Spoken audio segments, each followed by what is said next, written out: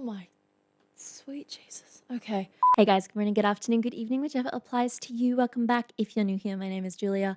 I'm a contemporary singing specialist based in Australia, and today I am reacting to Corey Taylor performing his song Snuff. Let's get into it. I'm gonna play you a very heavy song for me.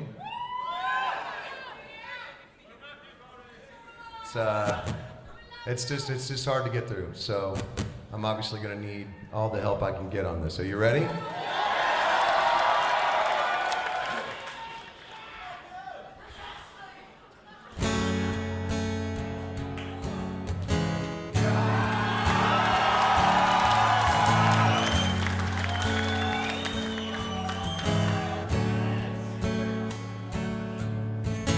Bury all your secrets in my skin. Come away with innocence. Leave me with my sins. The air around me still feels like a cage. Love is just a camouflage for what resembles rage.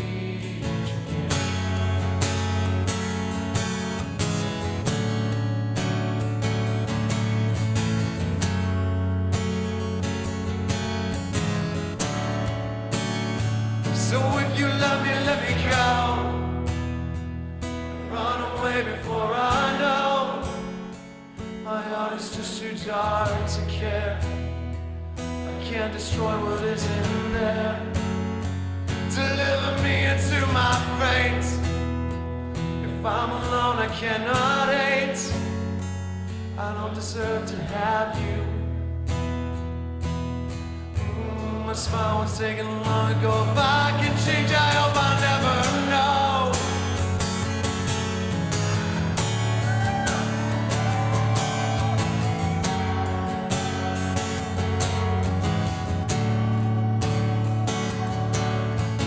I still press your letters to my lips.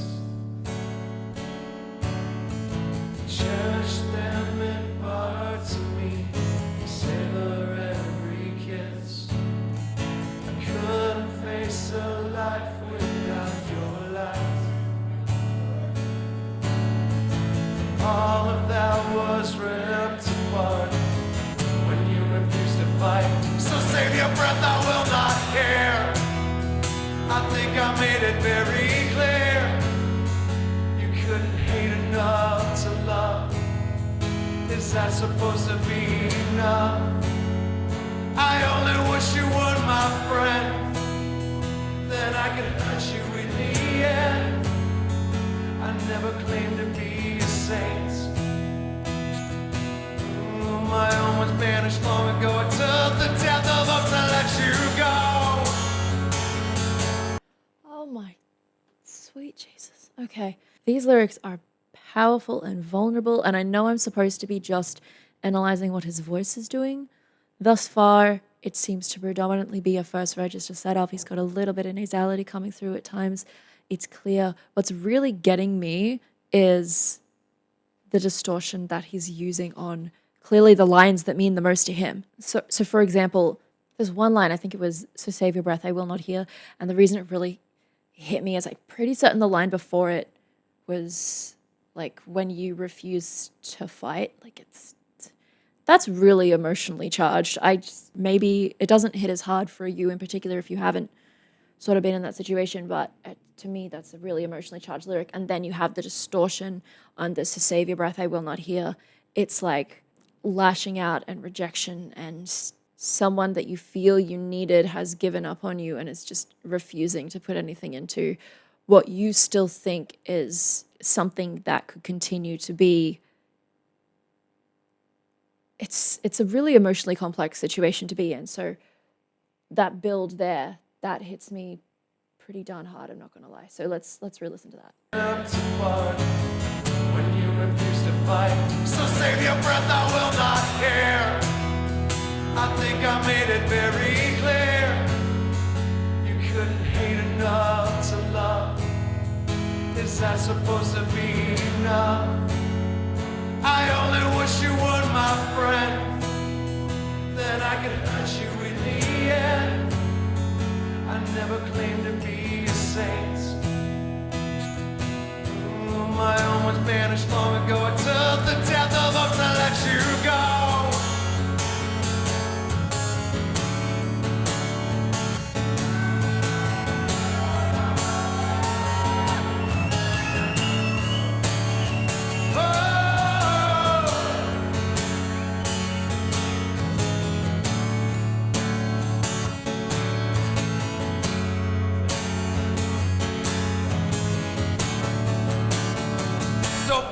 yourself against my stones and spit your pity in my soul.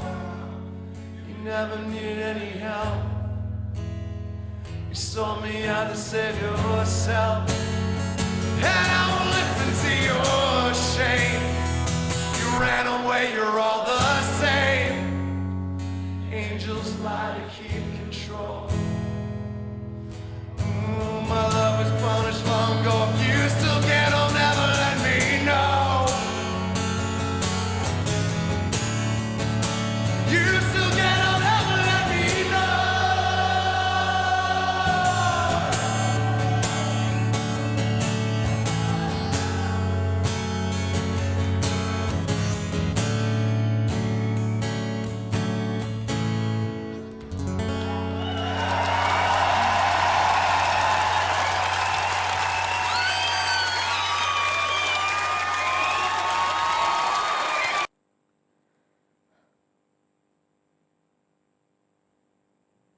I don't even know where to start.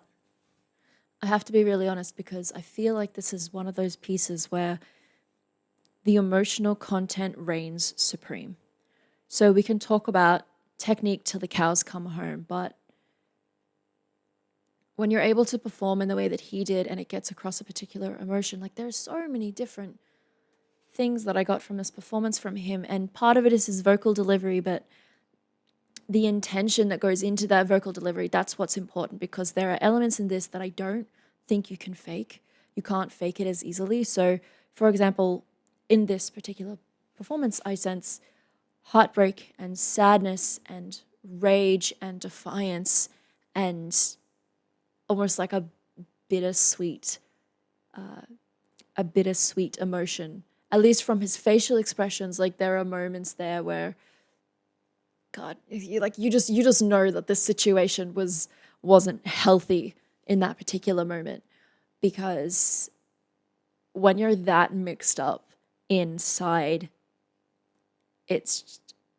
there's no way of untangling that until you get some distance. And him writing this song might have been his way of trying to sum up that situation and that experience, and that means that there will be emotional elements in here that he might not be able to help, because no matter how far you distance yourself from it, it still happened to you. So when I'm listening to this, as much as it would be easy to say he utilized some dynamic changes, mostly the same setup, good use of distortion, loved the belt connectivity. There was one section where he wailed and you could see that it was coming from the pit of his gut. That's really good technical insight, if you will, in particular for the belting, because it's so emotionally charged. You can see his belt, even though he's putting his head back and the throat is, you can see little veins coming up the side of his throat. The sound itself sounds like it's coming from the rest of his body, because when we feel emotions, like deep emotions, it's like they settle in your gut. So when you're singing with sincere and deep emotion, that connection between body and brain and then voice, it just puts a level of freedom in the sound. And if you're listening to it and you can either sympathize or empathize or whatever with that sound, you will hear it.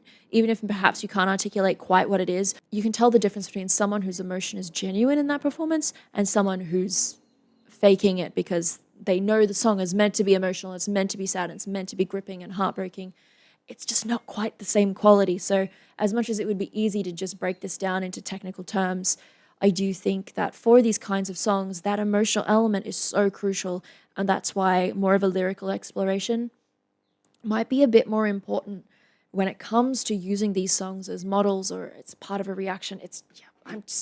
Let's look at these lyrics, because there are so many things that occurred in this song that when he said it was a hard one to get through, there's so many ways of interpreting that. Is it hard because it means he's having to re-acknowledge a situation that's happened? Is it hard because that pain is still lingering within him? Is it hard because, obviously there are elements to his own behavior in this song which don't sound quite as healthy, both reactive but also expectations. Sometimes it might not be as healthy to have those, the way that he phrased it in those lyrics, to have that there. So there are lots of different reasons why a song might be heavy for you. Perhaps it's all of the above, but we won't really know that unless you know more about his backstory and know about his history, which at this point in time I'm not as familiar with. I'm not familiar with Corey Taylor as a performer. I've never really listened to Slipknot or any of those, but I do know that you guys have wanted me to react to some Slipknot. So let's explore some of these lyrics, because I think that's where you're going to get the most quality out of like a reaction like this, because there are some things in here that are going to be natural in his delivery because of the strong emotional connection to the song. So one line in particular to me: I still press your letters to my lips and cherish them in parts of me that savor every kiss. Like, he's just said, like, ooh, my smile was taken long ago. If I can change, I hope I never know. Like, this idea of having to give something up and having been like given up on, and then he's still holding onto these things that a part of him cherishes. Like, it's really difficult to still, like, the conflict of that all on its own, of something that's caused you pain and you still cherish it and you still engage in behaviors that say that you haven't quite moved on, you haven't let go of it. It's a lot. I couldn't face a life without your lights, but all of that was ripped apart when you refused to fight. Like, so save your breath, I will not care. I think I made it very clear. You couldn't hate enough to love. Is that supposed to be enough? Oh, it's so not emotionally fair to be in those situations where something that was wonderful is now the greatest source of pain. Like, it's not, it's like our souls are like little adorable squishy beings, and every time that something bad happens, we build walls around it. And it doesn't mean the squish goes away, it just means we're protecting it. I won't listen to your shame. You ran away, you're all the same. My love was punished long ago. Like, that's like what I just said. It's like you're being punished for engaging in something that's meant to be beautiful. But the flip side of that is sometimes how we perceive love and how we express love. Just, God, this is getting so philosophical. I did not mean for that to be the intention, but this song, like, sure, it picked up bits of the technical brain that lives in here, but for the most part, it was just like a kick in the gut. This to me is just an emotional ton of bricks that he's just being like, this is all of this stuff, and just you hold it for a moment for me, please. Musically, obviously the guitar is doing fairly repetitive things. One of the elements that I really enjoyed and I thought meant that his delivery like truly hits even harder was the way that he approached his dynamics. So in the verses, he's a little bit more pulled back, and you can also see him pulling back from the mic a little more as well, which means by the time he starts to crescendo, which is like the volume of the sound increases or the dynamic gets louder. Yeah, let's use that. The dynamic gets louder. It really feels like something terribly emotional is about to happen, and that chorus with the distortion just, it's tough reacting to songs where it sounds like the person's been ripped apart. But I do think that they are an important part of people expressing their stories, and I also think they're important for audiences to be able to connect with, because as we could hear as he was playing that, the audience knew every single word, and I guarantee you there'll be a large part of that audience who feel those lyrics deeply. Is kind of what I'm getting at. Anyways, that is where I'm going to leave that one today. We touched briefly on some of the vocal setup that he used, a little bit on the musical elements. Again, this was not a piece where the technical breakdown is going to expose some, crazy, musically complex mastermind. It's very much the music is serving the emotion of the song, and those lyrics are honestly the hardest hitting part of all of this, and it just melds together into that, and you can't help but feel something. Let me know in the comments below if this song makes you feel something, whether it's specific or just how you would interpret it. Let me know down below, because I would be curious. I would be curious to know if your interpretation is similar to mine, or if there's something different that it makes you feel. Anyways, that is it for me today, guys. I hope that you enjoyed that one. If you did, be sure to give this video a like, click the subscribe button, and the bell notification set to all if you want more videos just like this one. As usual, I hope you're staying safe. I hope you are staying healthy, and I will see you next time. Bye.